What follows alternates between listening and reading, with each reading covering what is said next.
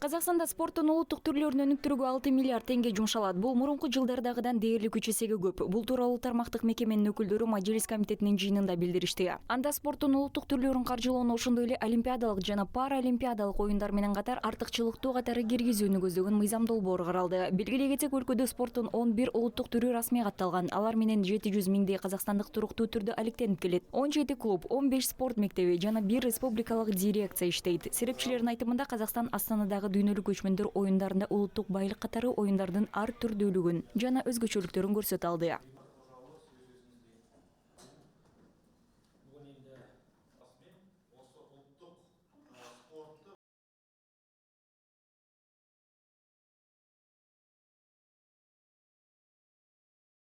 Буквально недавно Жакында эле Мажилистин дуалдарында дене тарбия жана спорт боюнча мыйзам долбоору каралды. Анда улуттук спорт түрлөрү учурда өзгөчө категорияга бөлүнгөн. Бул спорттун артыкчылыктуу түрлөрү болуп саналат. Бул мыйзам долбоорунун кабыл алынышы менен бизде чоң үмүттөр бар. Спорттун улуттук түрлөрүнүн мындан арыда каржылоо жана өнүктүрүүгө өзгөчө көңүл буруу таптакыр жогорку деңгээлде болот. совершенно высоком уровне.